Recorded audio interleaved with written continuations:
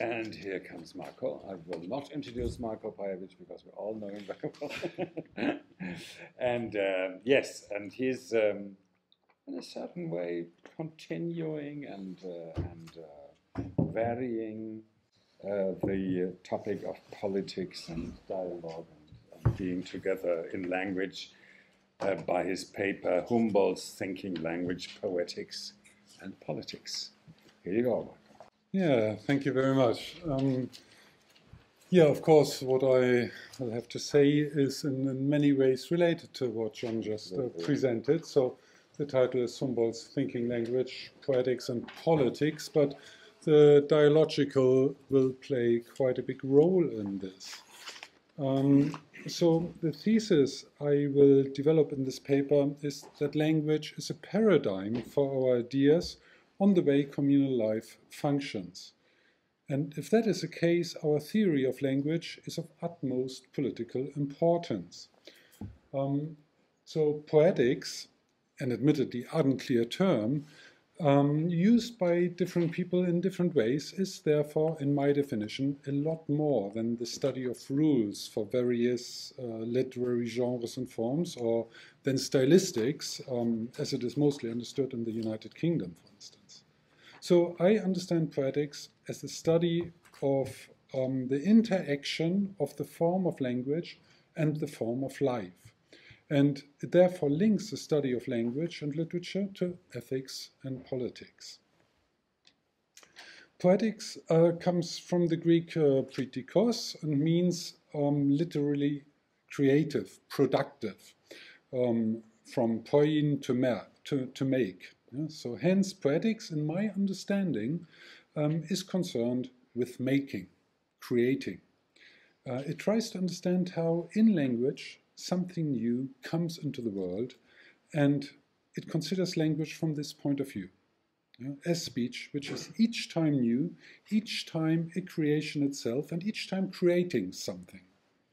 Consequently, the poetical, poetry, or the poem in a more general use of the term, signify this process of creation.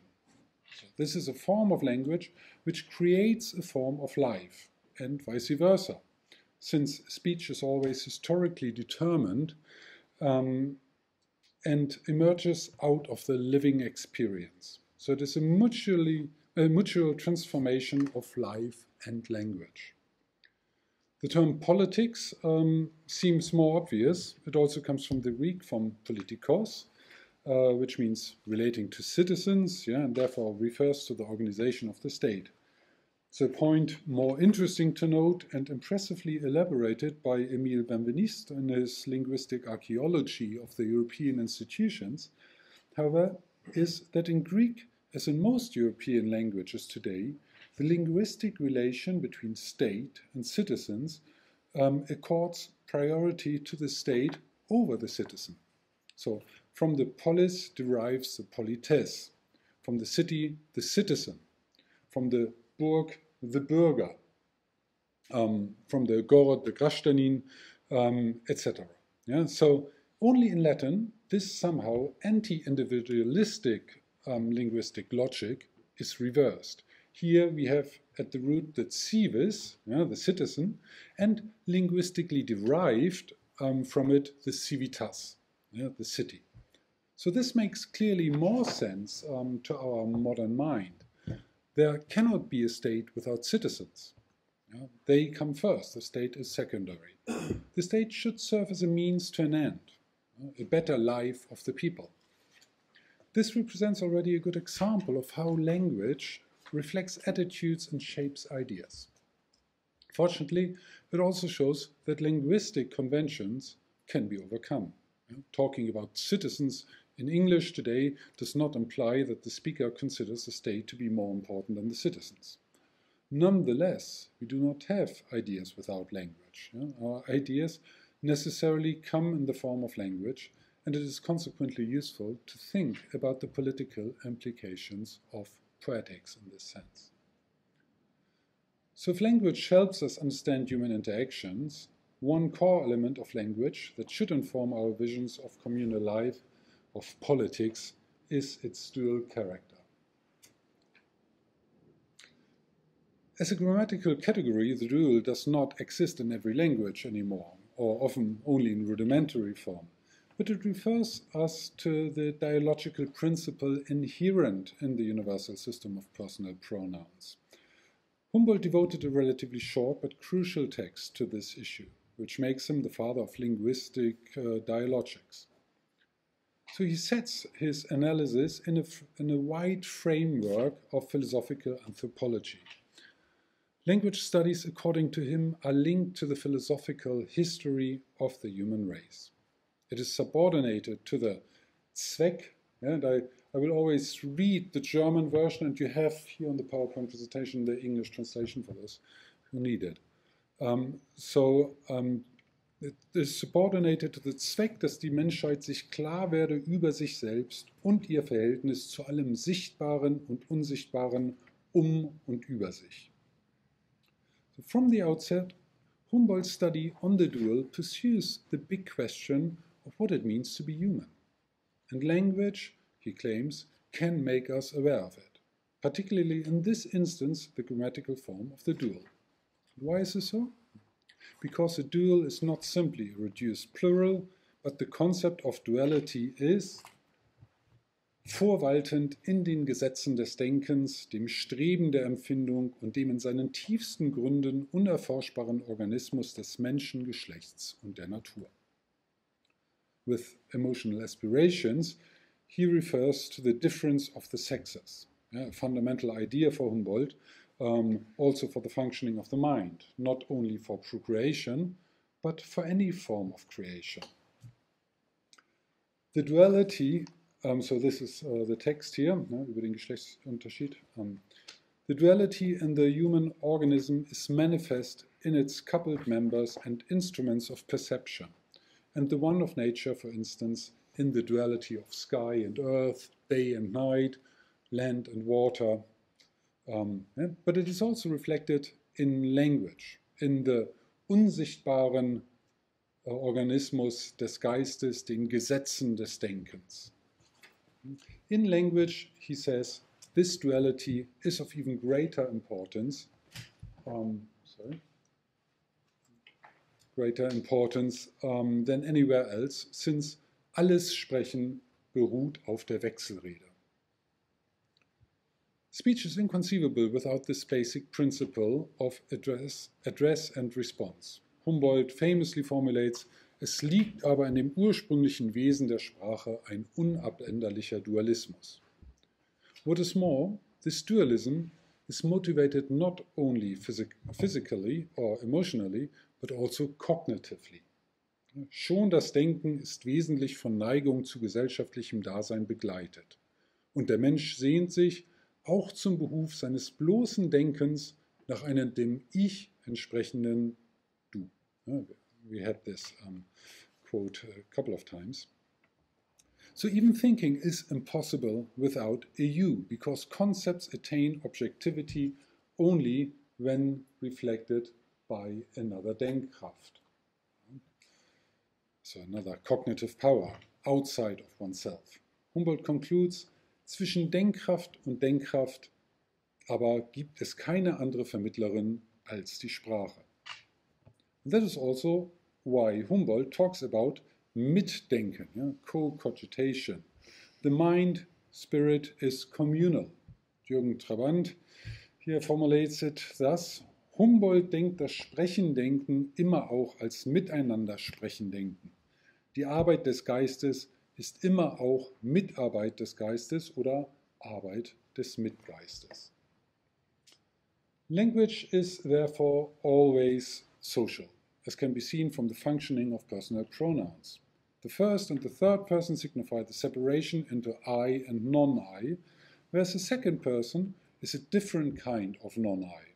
It is face-to-face with the I, chosen, and thus not anymore wie das Er in der Sphäre aller Wesen, sondern in einer anderen, in der eines durch Einwirkung gemeinsamen Handelns. The third person is always outside, whereas the first and second persons are felt inside as self and own choice. So the relation of the I with the you is consequently a privileged relation. It is not a subject-object relation, but it creates a common sphere and common action. Here, Humboldt anticipates Martin Buber's dialogical principle, based on or reflected in linguistic structures. So Humboldt's language studies demonstrate a very particular solution to the problem of the opposition of the I and the other, of individuality and society. And this is why Donatella di Cesare predicts for Humboldt's approach to language to become the paradigm of community. Humboldt was indeed also a politician, and as we said, in the Anglophone world, he might be better known as a political thinker than as a thinker of language.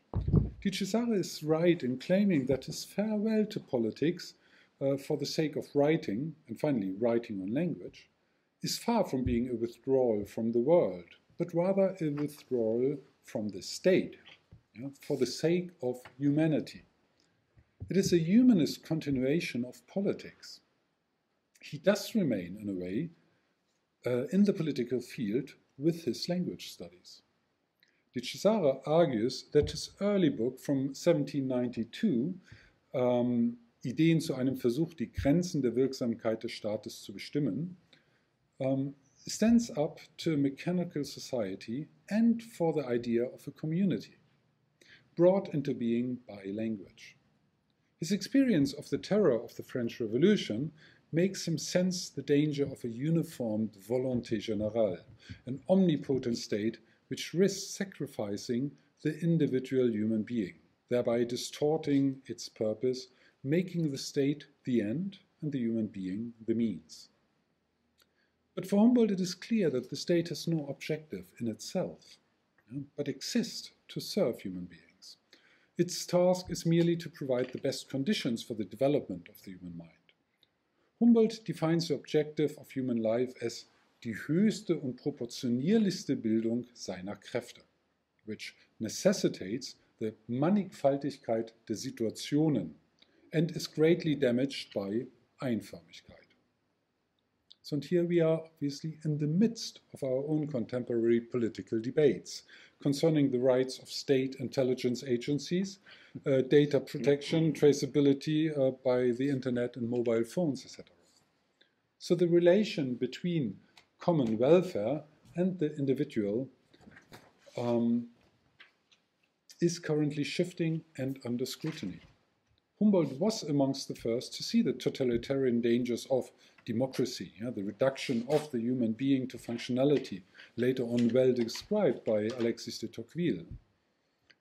The state then becomes the status, hindering the energeia, this key concept in Humboldt's thought, and also the core of his Sprachdenken, as testified by the often quoted definition of language as kein Werk, ergon, sondern eine Tätigkeit, energeia. If then every language is a particular worldview, and correspondingly each individual language, this has consequences for the concept of truth. Truth is not a single perspective, that is, the scientific or objective one, but it is a totality of all the perspectives. Objectivity is the result of multiple subjectivities. That means that we do not have to eliminate these particularities, but, on the contrary, proliferation and translation is the solution.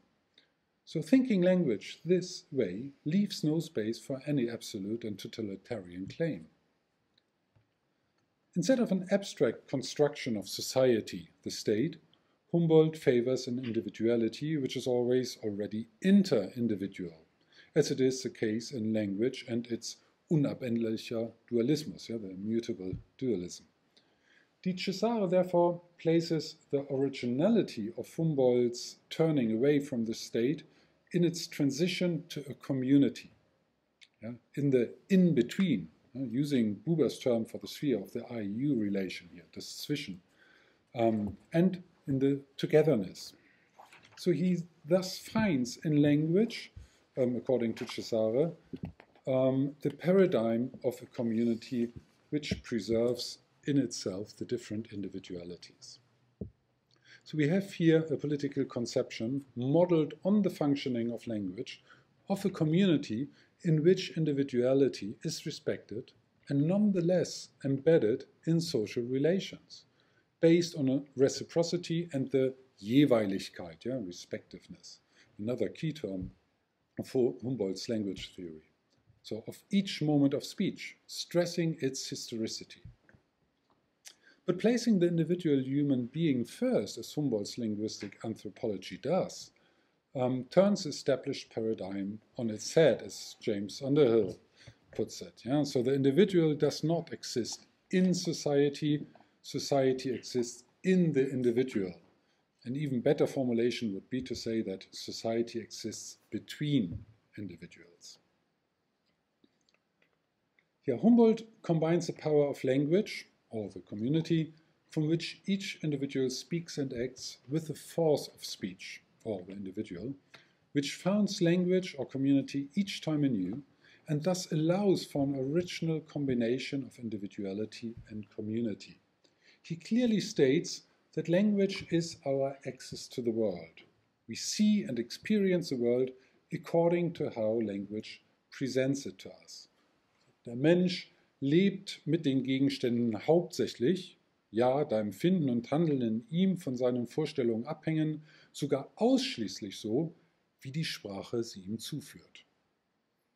He describes language as a world mediating between the phenomenal outer world and the active inner world, the one that acts within us.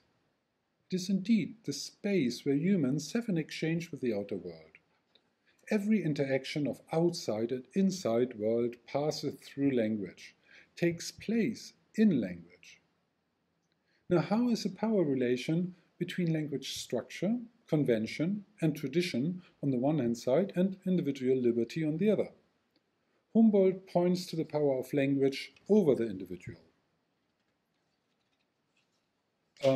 But he also insists on the force of the individual to impress themselves on tradition.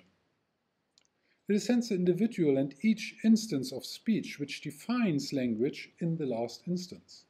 So erst im Individuum erhält die Sprache ihre letzte Bestimmtheit. But this simultaneously informs a community, since language can be defined as each moment of speech and at the same time as all the instances of speech ever spoken. We had this quote already given before. So, sie, die Sprache, ist nämlich die sich ewig wiederholende Arbeit des Geistes, den artikulierten Laut zum Ausdruck des Gedankens fähig zu machen. Unmittelbar und streng genommen ist dies die Definition des jedesmaligen Sprechens. Aber im wahren und wesentlichen Sinne kann man auch nur gleichsam die Totalität dieses Sprechens als die Sprache ansehen. So there's consequently a determining factor of language or society for the individual. However, this is no prison, as the radical linguistic relativism might claim, where the mind is completely determined by language. But it is changed, transgressed, and widened again and again, as Jürgen stresses also quite often. So language is indeed always individually tainted, and no person has an identical understanding of it. Keiner denkt bei dem Wort gerade und genau das, was der andere. Und die noch so kleine Verschiedenheit zittert wie ein Kreis im Wasser durch die ganze Sprache fort. Alles Verstehen ist daher zugleich ein Nichtverstehen. Alle Übereinstimmung in Gedanken und Gefühlen zugleich ein Auseinandergehen. So the diversity implied in this is something Humboldt emphatically welcomes. It is for him ein Prinzip der Freiheit and the precondition for creation and movement, energeia, the precondition for newness coming into the world. So in language, humans create their worldview, so this famous Humboldtian term of Weltansicht, each time anew, and they do so in speech, together with an addressee who reflects their speech. And this addressee, as an outward reality, gives it objectivity and validity. Language, in the last instance, creates the common articulated world. Nothing could be more political. And it is a model for the future since, as Di Cesare says, die von der Sprache erschlossene Welt ist und bleibt Zwischenwelt, da sie zwischen den Sprechern bleibt, ohne je zu höherer Macht emporzusteigen. So if we follow this approach to language and accept it as a paradigm for community, we have a truly open and unhierarchical and anti-totalitarian politics, combining individuality with the duality and otherness of the dialogical Mitmenschlichen, the co-humanity. So dialogical language points to a model of community which is incessantly created in the in-between, the sphere emerging together with the encounter of an I and a you. And this is, Di Cesare confirms, in no way reconciliatory, but potentially subversive. The speaker becomes a new political role model for the member of the community, she states. And community in our times of globalization can truly be defined as a Bund des Vielfältigen, with constantly changing intersections. Humboldt attached high ideals to his conception of language studies. They are for him the study of humankind itself. Das Studium der Sprachen des Erdbodens ist also die Weltgeschichte der Gedanken und Empfindungen der Menschheit. And language is a precondition of the development of humanity, as he says at the end of his text on the dual. Erst durch die vermittels der Sprache bewirkte Verbindung eines anderen mit dem Ich entstehen nun alle den ganzen Menschen anregenden, tieferen und edleren Gefühle. From this it can be seen that, for Humboldt, thinking language comports clear ethical and political dimensions. It cultivates humanity and makes the human being pursue their ultimate purpose, the development of die höchste und proportionierlichste Bildung seiner Kräfte. According to Humboldt, such an understanding of language connects it mit dem ganzen und vollen Menschen und dem Tiefsten in ihm. So having established that the dialogical and historicist thinking language is political and provides a model for thinking community in an appropriate way suitable for our times, I will now shed light on the literary aspect of poetics. So what role does literature, or rather the literary, play in the life of the community? But first of all, more generally, what does literature do? So for Humboldt, Dichtung, artistic literature as opposed to Literatur, which would be general literature, the term used by Humboldt in a wider sense comprising historiography and philosophy amongst other things, has to render the imagination creative, Dichtung, and to create a lebendige Mitteilung, a live act of communication, maybe better to be translated as living sharing or something like that. So for Humboldt's concept of art is no longer the traditional mimetic or objective ones, but a generative one, coming out of poiein. Art does not merely represent the existing world, but it creates something new. It creates a world. So the material artistic literature works with, that is, language, is, unlike that of other arts, already endowed with form.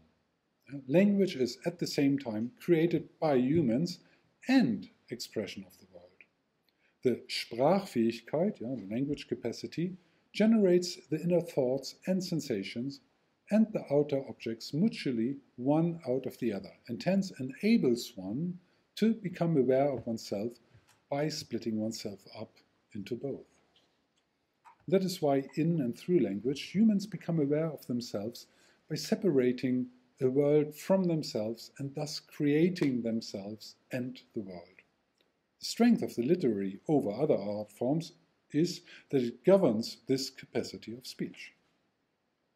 So in the space of the literary, the before-mentioned struggle of the power of language and the transgressing force of the individual takes place in a more intense form, in order to widen the language and hence the world. The poetic is the measure of the force of freedom.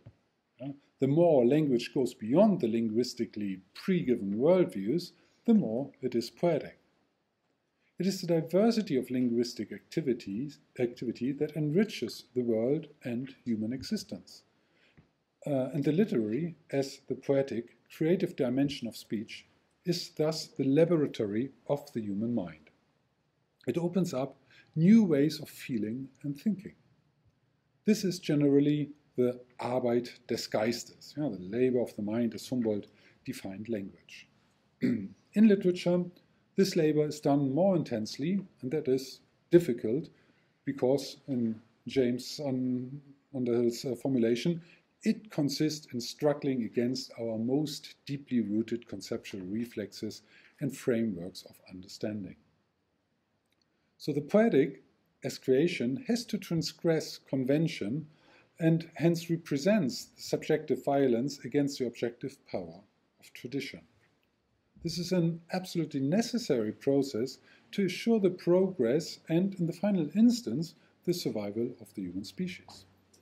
Without it, human society would stall and wither. Humboldt develops an anthropology of language and even a poetological anthropology.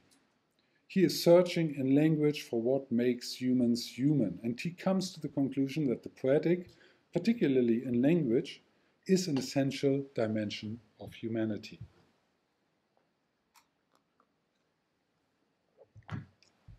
So in literature, humans develop language the most.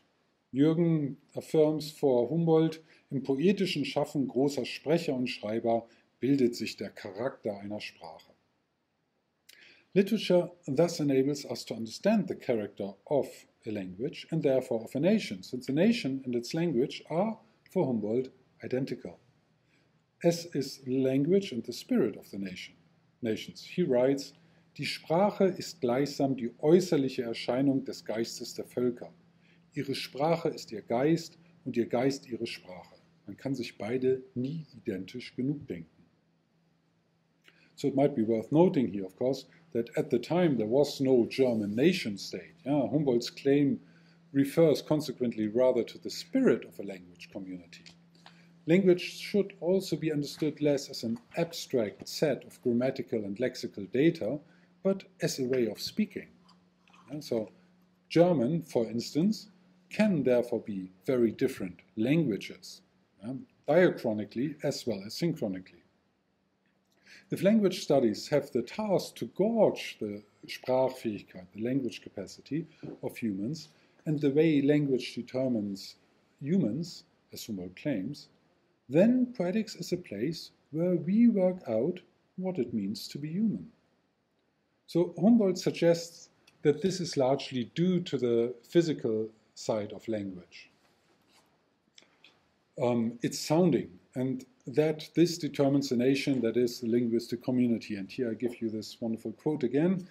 Mir hat es immer geschienen, dass vorzüglich der Umstand, wie sich in der Sprache Buchstaben zu Silben und Silben zu Worten verbinden und wie diese Worte sich wieder in der Rede nach Weile und Ton zueinander verhalten, das intellektuelle, ja sogar nicht wenig das moralische und politische Schicksal der Nationen bestimmt oder bezeichnet.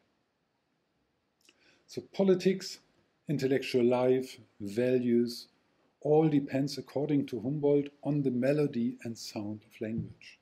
This seems at first absurd, but one might more willingly agree to it if one considers not the general national language, but rather ways of speaking.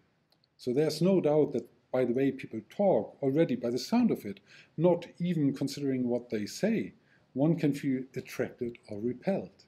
We do immediately get on better with some than with others. And therefore, no doubt, the physical tonality of language determines our social interactions to a considerable degree.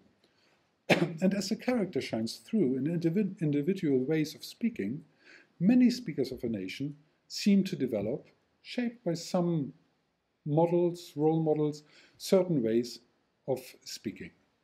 These are fashions, just like any other fashion, and they are telling of the character of their times. But next to such phenomena of taste and habit of a time, the materiality of language has effects in different ways. Our thinking is determined by concepts, but concepts are first and foremost words. They exist in the form of words. So that means that concepts are shaped and informed by words, words which are related to their sound by their sound to other words, and these relations create a certain impression, which is why different languages are different worldviews. So that's exactly what we were discussing before.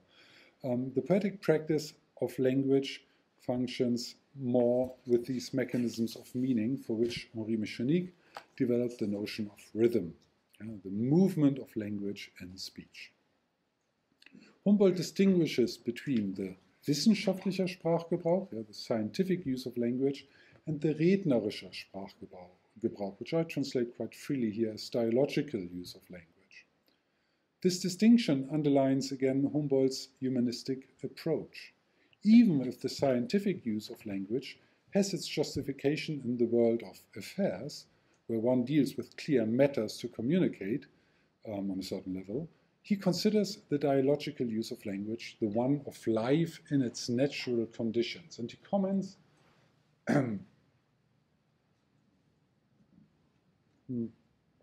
bei jeder Erkenntnis, welche die ungeteilten Kräfte des Menschen fordert, tritt der rednerische Sprachgebrauch ein. Von dieser Art der Erkenntnis aber fließt gerade auf alle übrigen erst Licht und Wärme über.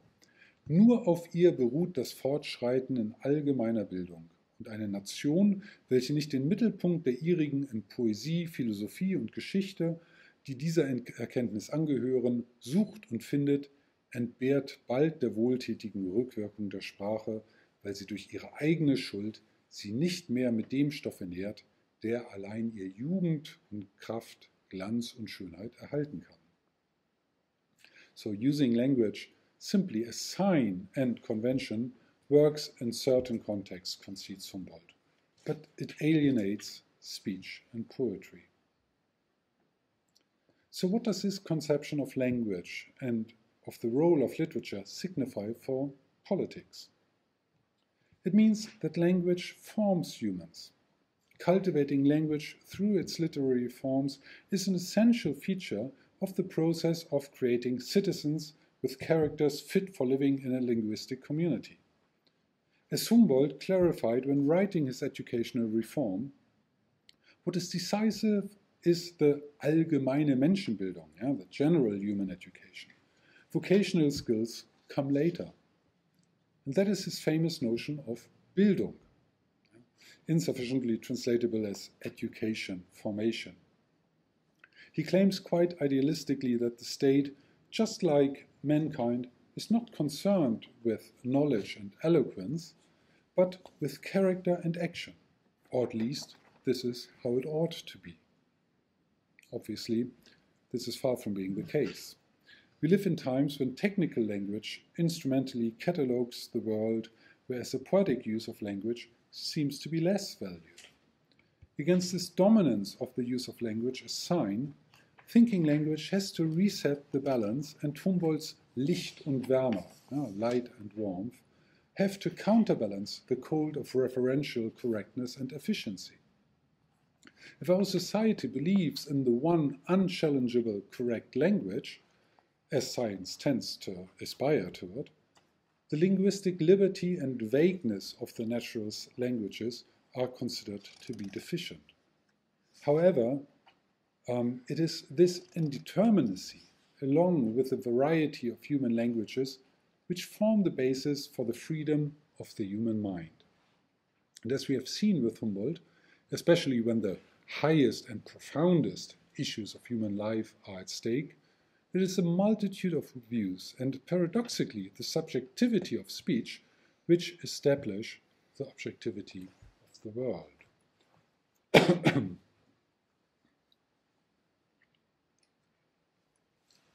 Die Summe des Erkennbaren liegt, als das von dem menschlichen Geiste zu bearbeitende Feld, zwischen allen Sprachen und unabhängig von ihnen in der Mitte.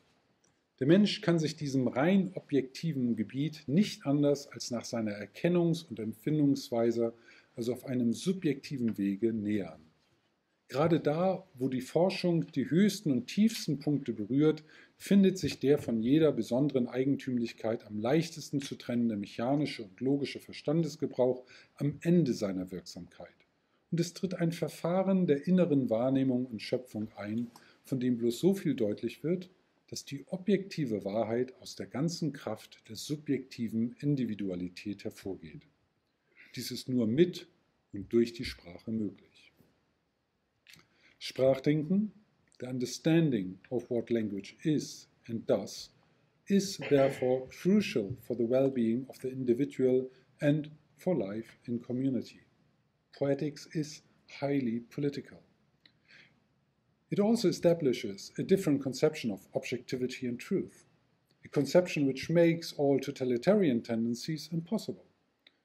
In order to meet the challenges our societies face and to develop an alternative thinking to find solutions to the problems our way of thinking and oppositions created, we need to cultivate this thinking language and poetic thinking.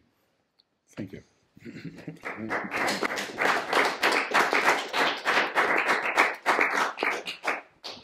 Yeah, thank you very much, both of you, Marco and James. And but what was so astonishing for me when I read the paper and now when I heard them again, that both papers were really very well structured syntheses of the very nucleus of Humboldt's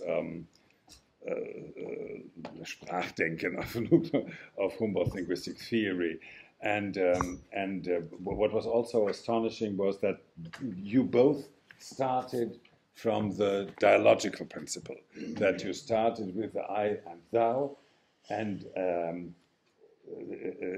this I found this so very interesting because this again shows, and you referred to that on the basis of Humboldt's anthropological approach to language, we have his natural theory. We have the theory of the two sexes, which happily you quoted. So I'm very glad of this because I'm insisting on this also that we have this. This theory of sexuality, which is a kind of pre-Freudian discovery of Humboldt, and we tend to refrain from saying these undecent things. But it is true. I mean, the forces of the two, of the sexual difference, is for Humboldt the motor for everything, for creation.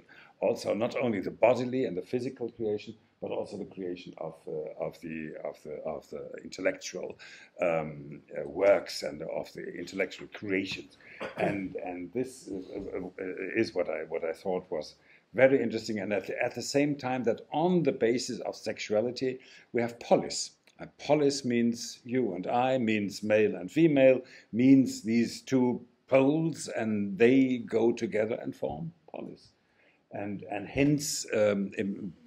In the polis, they form something, they produce something. Here we have the poiein you were talking of, and you were constructing the parallel of dialogue and the poiein, the poetical essence of what Humboldt is doing here. And at the same time, and this is what was also wonderful, was you insisted so much on the individuality, on the freedom of this communal creation, and that this creation is also at the same time a very dynamical process, since it implies. And you both insisted on this. It implies a dialectics between the power of language, of langue, and Gewalt, violence of the individual. So there's a real fight going on in this creation of the intellectual, of language and the intellectual activity as a whole. So that these principles are there, and they are common principles of linguistic theory, as well as of the political theory. Yes, and Donatella Di Cesare has shown this very nicely in her article. You both are quoting also. So what I like so very much about was this approach to once more to the very center of Humboldtian thought from different aspects. But however, creating a wonderful synthesis of these with your two papers of the Humboldtian language theory, and you at the end showed that the consequences of this linguistic theory are important for intercultural communication, and that they are important also for how we are together, since you both were also quoting Buber. And you, Marco, showed, and I think this is also wonderful that at the end of our colloquium here, we come to the central concept of Bildung. That Bildung is also this kind of activity of not only of people, but that it is something like a principle reigning in the universe in a certain way. That Bildung is, by the way, here, because we mentioned Chomsky and his quote on the infinite use of finite means is exactly there. Humboldt creates this principle of Bildung within his philosophy of nature. And nature is creating infinite things or infinite works with finite means, and this process is Bildung. So thank you very much, and I'm very glad that we concentrate at the end, that we have two syntheses of Humboldt's of the central ideas of Humboldt's linguistic and political thought, and that you insisted also on the identity of poeticity and political and of being together. That is, I think, this was a very important thought of both of you. And perhaps to finish, that the state is is criticized is, I think, a very important element of this political thought, that it is that Humboldt creates his political theory in opposition to two states, not only to the French Revolution, by the way, to the Prussian state plus the French Republic. So both states are two big states. I mean, they're oppressive powers, and here comes Humboldt and develops his idea of the individual fighting against the state in a certain way, using Gewalt, violence against the power of the state and of Langue. So this was my tentative to synthesize. James, here you go. Did you get to answer that one? Oh, this was not a question. I was trying. Okay, you took the respondent. You did what I should have done. You did it so well. Yeah. Can I just agree with you? I know you can. It's a bit too simple but I'd like to reiterate. I think these two papers work wonderfully well together. I thought the whole idea of starting with poetics, which reflects Marco, very much so. It reflects Humboldt, and it reflects the people that he's managed to bring together, which reflects something about the multiple facets of Marco. That he's managed to drag these different people, very, very discordant voices, and to get us agreeing, and quoting the same things again and again, but rippling out with different interpretations of those, because there's a lot of nicht verstehen there. You both bring that down, and so I understand it differently. So really, I'm going to cause a little bit of trouble by asking you to come back on words, and I'm not sure what's happening here. But yes, I'd like to say first, John, your paper is wonderful, and it is wonderful to see how it's really perplexing for me to see how sensitive you are to Humboldt, and how English you are in your sensitivity, because you're talking about I think you're talking about Sprache, but I think you're also probably talking about Sprechens, and you're talking about dialogue, but it's not just simply dialogue and the exchange of information, this communication model of I give you, you give me, and we're richer. No, we're into a very different dynamic with you, and it's because you have a much more Humboldtian concept of dialogue, and it is a Buber concept of dialogue, and you bring in this freedom, and the freedom is something we actually avoid, I think, because we don't have your sensitivity to the state and the community. I would disagree with you there, Jürgen, slightly, in the sense that I think it's not a criticism of state. John's taking us into Mill, and Mill is about we need the state to stop. The state exists to limit the freedom of individuals, to not respect the freedom of other individuals. And he knows that the state is going to be the power of individuals to get the power, to take power over Nazis. So it's the limits of the state. But the state has the power to limit. And that is important. So my objection, and there is a little undercurrent objections, I think we've tended to float over towards the freedom, which is nice. And everybody likes the weekend, get fresh, here comes freedom, okay, but rules are important. Rules are important in language. Routine is important in language, and more the creativity that interests me is the creativity of the mother and the child, and then the kindergarten teacher and the child, and then the family and the friends and the child, which all gives routines with structures, with norms that we learn, but we learn them as human beings in dialogue, and the respect that those routines set up. And those are healthy routines or unhealthy totalitarian. So I think that thing I would really stress the sort of the structure and the norms that we seem to have been moving away from. And there, of course, I agree. Marco and me, of course, agree on so many things that it would be difficult to list them. And I so much enjoyed reading your paper before and hearing again. So all of those things, the Buber and the quotations that you force us into reading in German, and they're German. Okay, you have the English if you want, but they're German. Thank you, Marco, for doing that. That's what we need to do. You've really demonstrated that we need to come back to Humboldt, and we need to read Humboldt, and we need to understand it. Hast nicht verstanden? Yeah, nicht verstehen. Yeah, you didn't get it because it's German, and we need to go back to the German. Thank you for doing that and demonstrating that. My little worry is that because you want to move into this transformative model of poetics, you still maintain a very poetical, transformative, but it is a modernist or postmodernist or romantic notion of transforming culture. I'm not sure that's Humboldt's idea of the poetic. The poetic is very much organic, but it's organic it's pre-organic mechanic. That's a romantic opposition. Who defends mechanical? Nobody.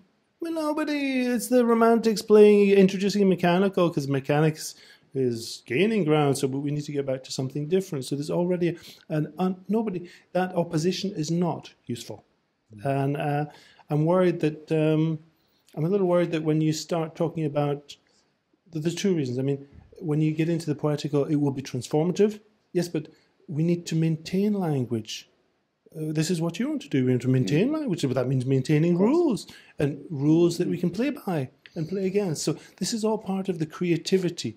Football has rules. It's not rugby, but the creativity exists within that. So that for me is that poetry exists in the same way. There are rules. You bend the rules once the rules are there. There are no rules, no poems to a certain extent. So I'm a little worried about that, and that leads me to the sort of second worry. I think now and again, and it's really I know it's such a pedantic thing. Forgive me for it, but you do fall into this word of determines, language determines. But you don't want to get, and I don't want to, nobody here wants to get into, but you above anyone else, don't want to get into a deterministic concept of language. And now and again you fall into that. Where it's language determines, there's no language, doesn't determine anything. Und die Sprache spricht nicht. Der Mensch spricht. mid-mention, okay, you don't believe that, so it's slightly irksome that you now and again get into the sound determines, the language determines.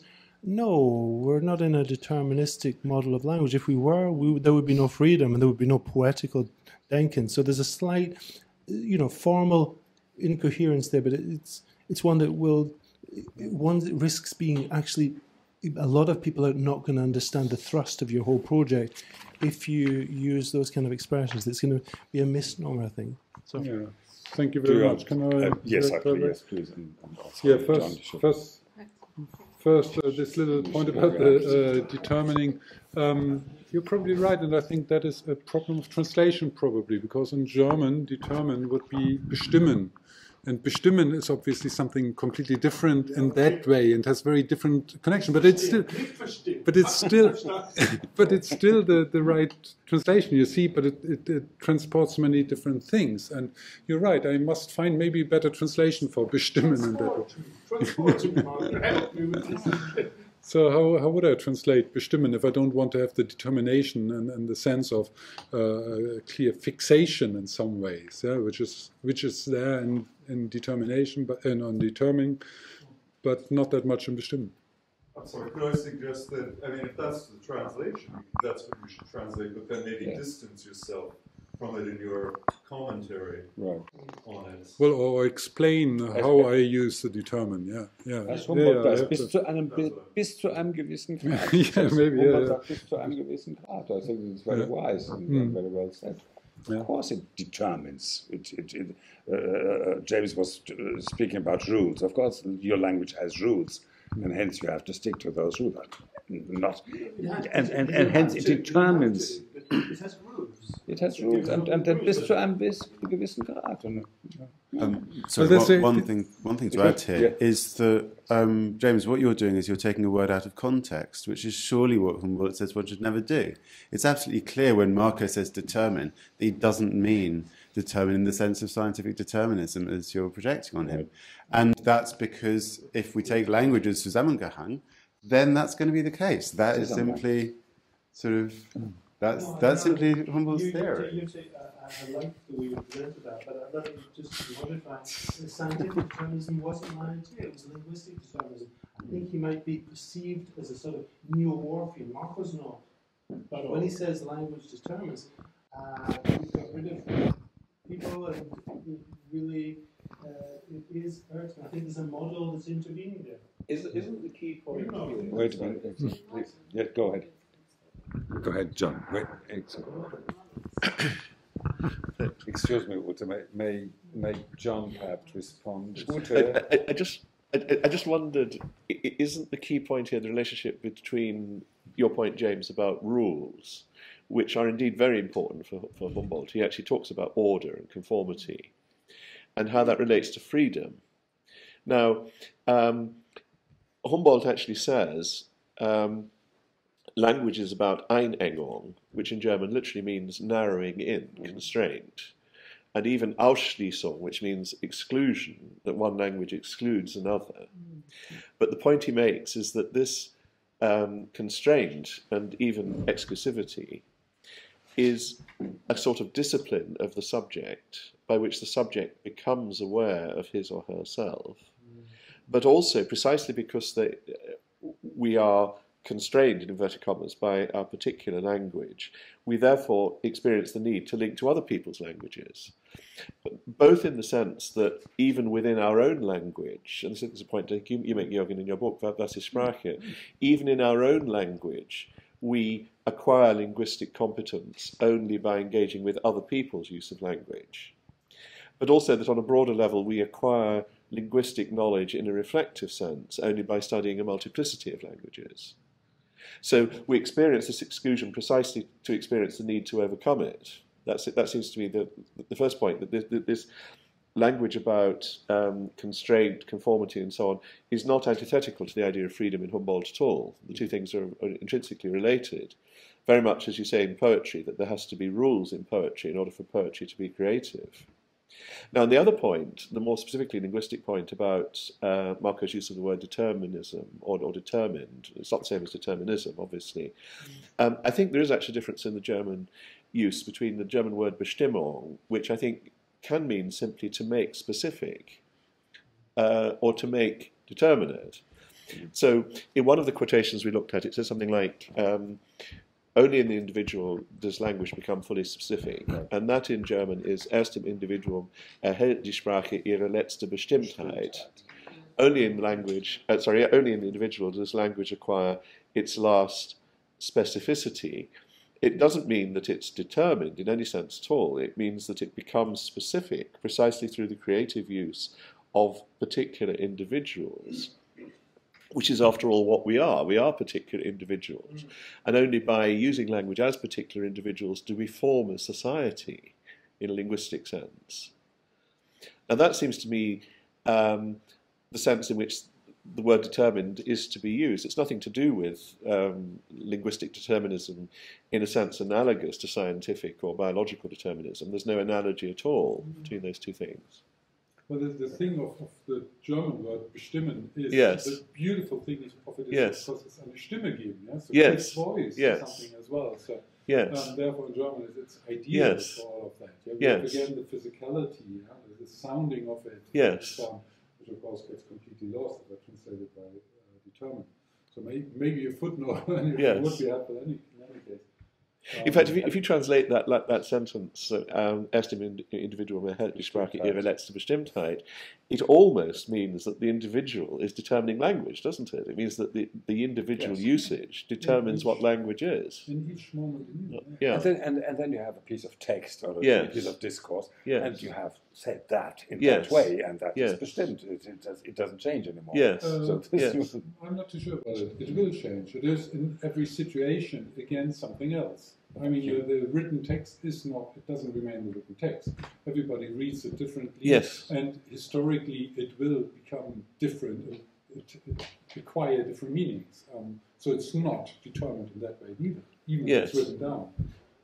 But in that particular quote, I would say Humboldt is thinking about a writer or a poet or a speaker, and the speaker creates a text, and then it's finished, point, and it's determined in that sense. Of course, you can use it then further, as you say, but this is not what he's saying. He's saying die letzte Bestimmtheit is this. Okay, but for that moment, for that moment of speech, and somebody else reading that same text later on will actualize it, aktualisieren, will give it another voice again, and it will have another meaning in this new context. And 100 years later, in a different situation, it means something else, even though the words are written down and haven't changed. Absolutely.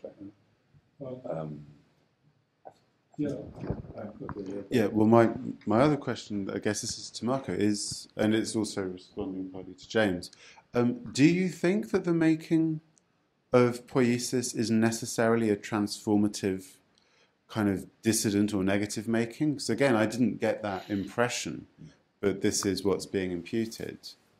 Necessarily dissident or negative? Or, well, a transformative making, which would imply that it is a making that goes by way of negativity against the world that it's in. And this is kind of the romantic model. I mean, it seems to me that sort of what you're saying is much closer to, say, Hegel's account of classical art, which is a kind of, a poiesis is a kind of legislative making which articulates a collective experience or whatever, but that it doesn't need to fall into the kind of the modernist or postmodernist model at all, and that Humboldt would be very representative of his time if what he's trying to look at is something close to what Hegel describes as classical art in the aesthetics.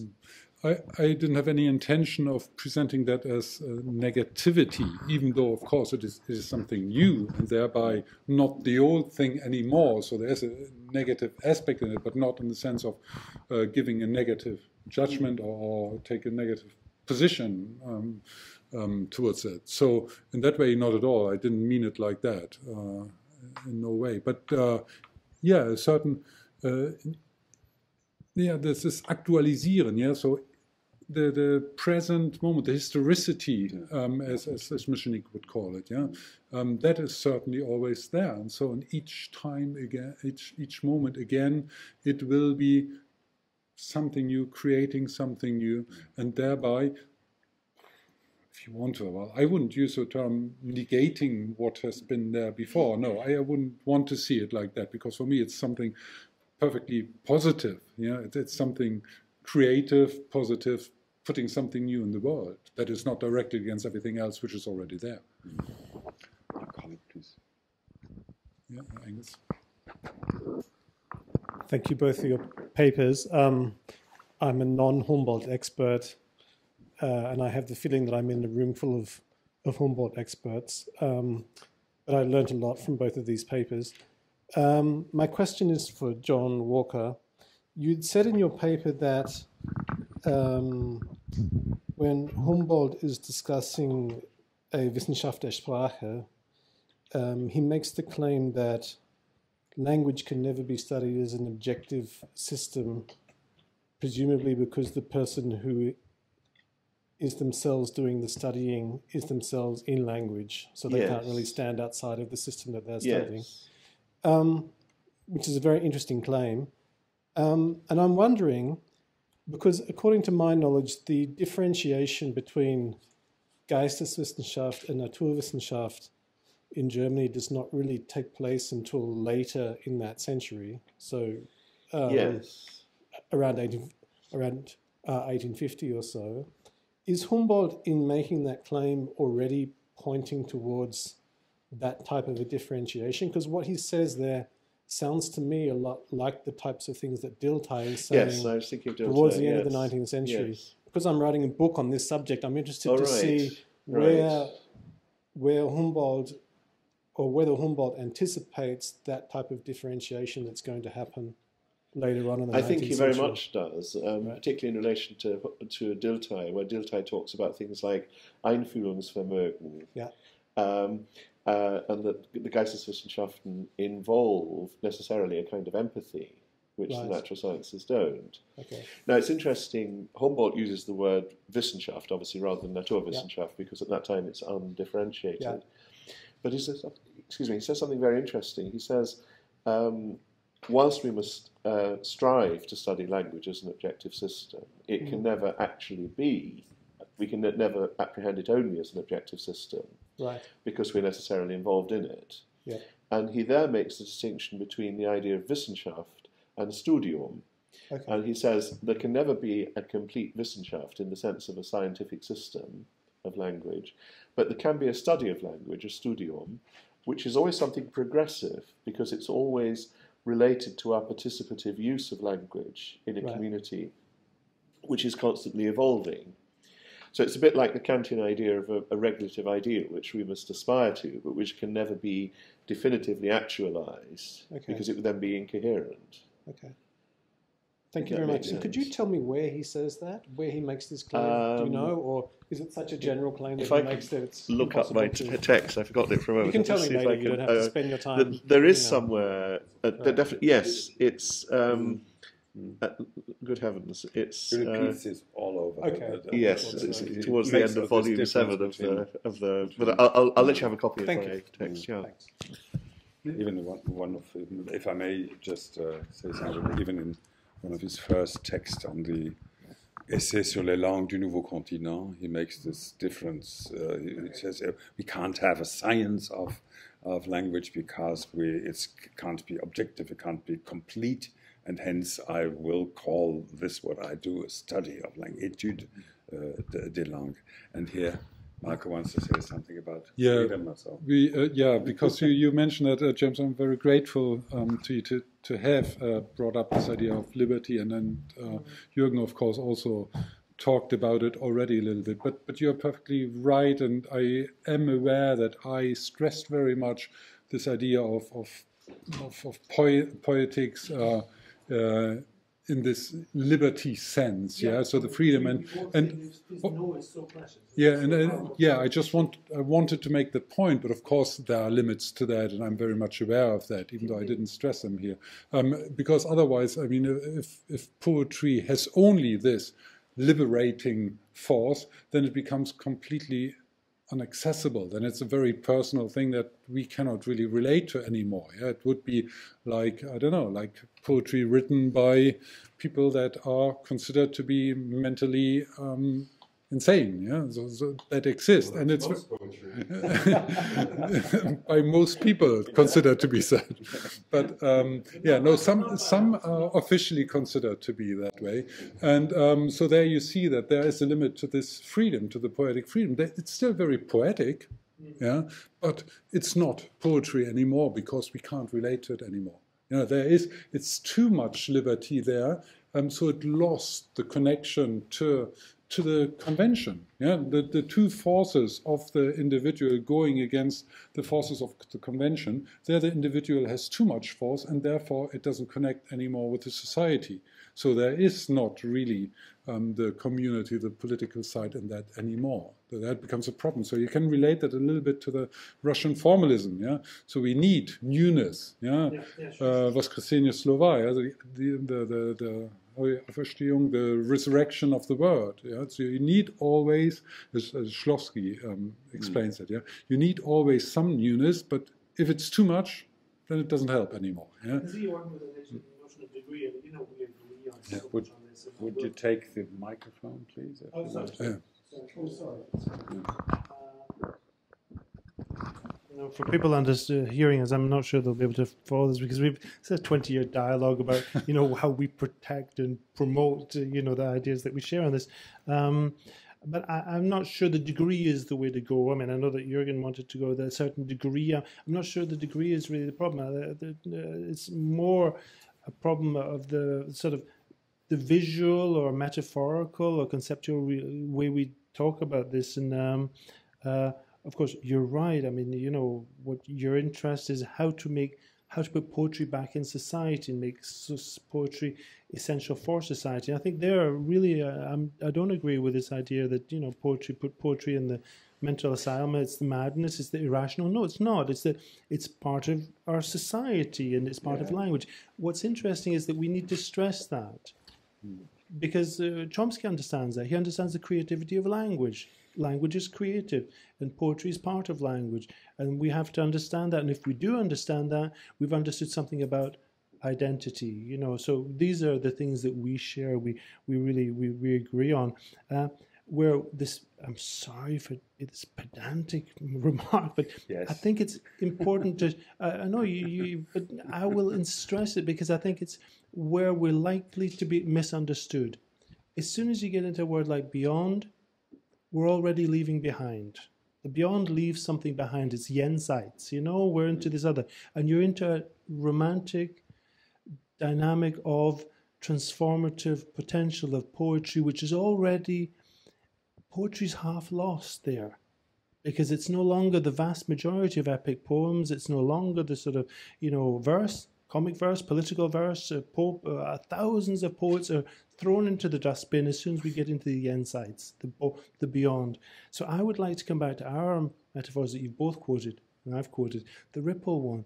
It's the ripple and the spiral metaphors are the fundamental ones. It's by spiraling into language that we spiral into ourselves.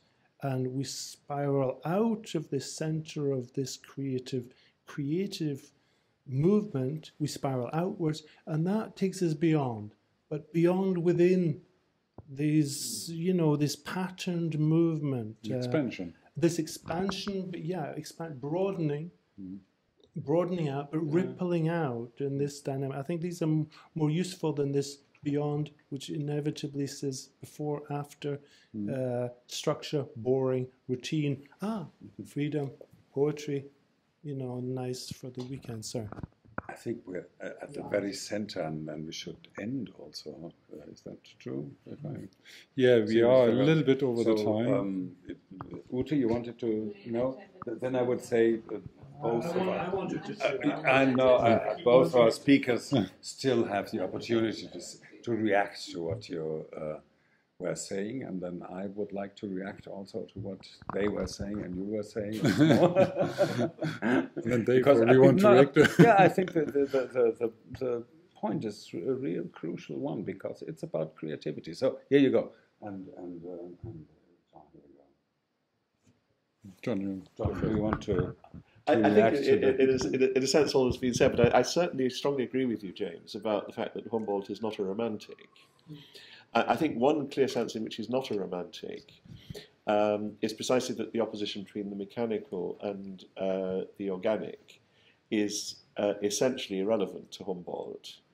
That's one of the things I tried to bring out when I was talking about the essay on the state and Donatello de Cesare's analysis of it. It is the case that he wants a state which is not mechanical in the sense it's not an assembly of isolated individuals. But what he doesn't want is a sort of Volksgemeinschaft in the bad sense. He wants a community of people who are individuals. So this very classic sort of German Romantic distinction with all its baneful effects between the atomized society and the folk community and so on, that seems to be entirely alien to Humboldt. And that's why he's interesting to Mill. But I think also, I don't know if you come across a book by somebody called Michael Forster. There's one called, I think it's From Humboldt to Hegel, or After Humboldt or something. It's about German linguistic philosophy, the 2 volumes. Yeah. And in one of them, he talks about Humboldt and says that Humboldt is precisely not a continuation of Herder and Hamann, going against the Charles Taylor thesis, because he says that Humboldt is primarily a philosopher of freedom, not in obviously a narrow sense, but this sort of romantic versus Enlightenment opposition is quite irrelevant to Humboldt, because Humboldt is, he is about Enlightenment, but he's talking in categories which transcend this distinction. I think that's the point. Thank you. And here comes Marco with his final statement. that would very much connect to what you're saying. I believe in that sense he's not a romantic, but to argue with Charles Taylor, I think in other ways he is, because the Romantics have indeed developed this idea of language being constitutive, of creating the world, and that is a Romantic element, and he does have that very clearly. So he is in some ways both. He is, of course, an Enlightenment thinker, but he's also a Romantic in that way that brings it together. And I mean, his motto, is both. It's Licht und Wärme, It's Enlightenment and Romanticism, if you want to. So it fits perfectly to both of these things. So I think that probably this opposition between Romanticism and Enlightenment is a problematic opposition, and we should not continue to think in those terms. It's just a different takes, as Taylor calls it. Romanticism is a different take on Enlightenment in a certain way, and I think Humboldt is a little bit in between there, or manages to combine the. Perhaps with a slightly different angle, this might seem a bit of a red herring. But, we were talking about sort of Marxist ideas of alienation and so on over lunch. Well, something that very much sticks in my mind is Raymond Williams' analysis in Culture and Society, where he talks about the false opposition between the mechanical and the organic in 19th century social criticism.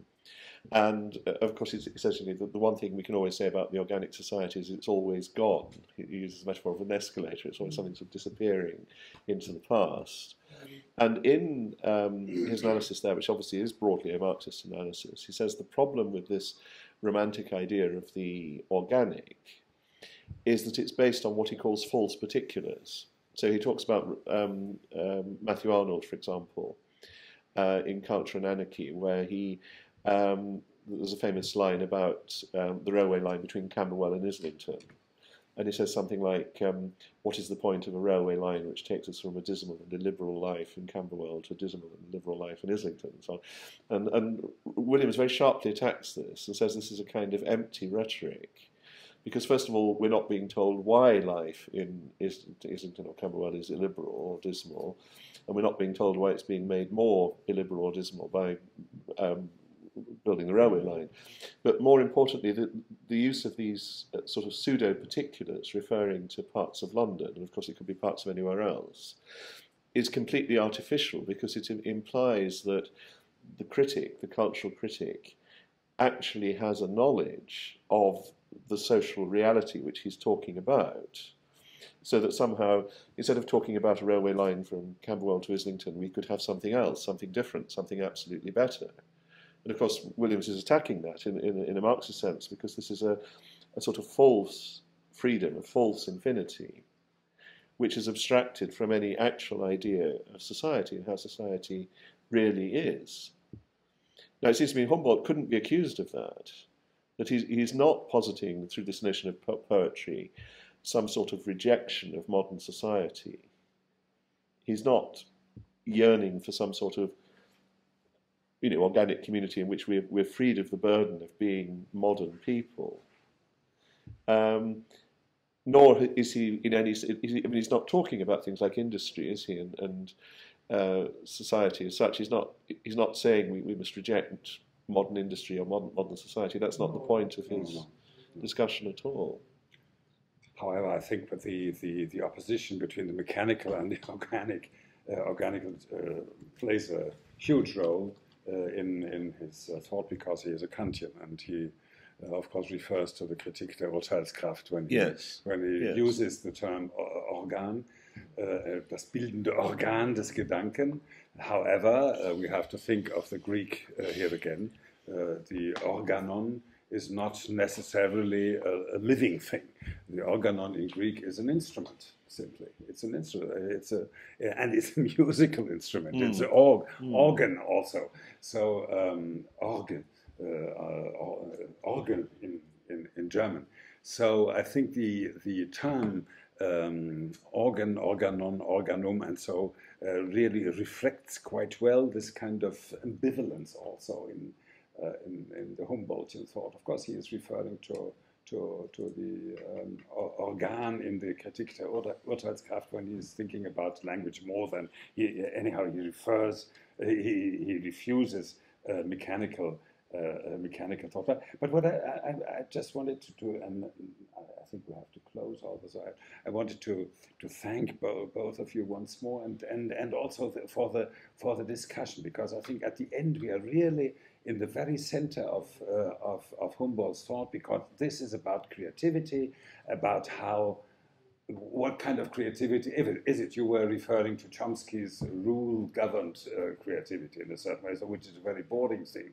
And we have these, but you see, in the same passage where Humboldt writes about the ripples in the water, he continues to this very revolutionary play amongst between language, between langue et parole, Gewalt der Sprache, Macht der Sprache, Gewalt des Sprechers.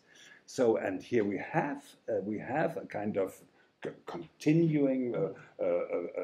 A kind of saying that we can't change very much in language, but however there is we need to. Language is changing all the time, and hence the individuals are those who change the language, and hence they have a Gewalt über die Macht der Sprache. And now my concluding and ironic and pacific remark. I think all this refers, of course, and we did not talk about to the origin of language. And we have in Humboldt a wonderful passage about the origin of language, when he refuses to speak about the diachronical or temporal origin of languages. We don't know anything about this. We don't know anything about the past. Of course, this was in pre-evolutionary times. But what we know about the eternal origin of language, nicht über das Anheben, as Kant says, but über das Entspringen der Sprache. And this Entspringen is exactly what both of my speakers were describing. I mean, it's just the creative energia of creating just a simple word, not a poetry necessarily, but our words are poetical. Also, if we only say good morning, it's a new creation. It's a new thing we were saying, because it's about our linguistic capacity, and we have to have this linguistic capacity, this linguistic creativity to just say good morning. So, but now I'm not saying good morning, but I'm saying good evening and goodbye. And my speech act, my most important speech act is, of course, to say thank you. Thank you, thank you.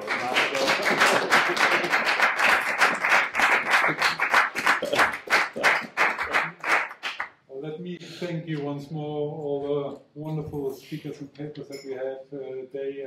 Thank you for the others who came to listen to us and to join us on this day.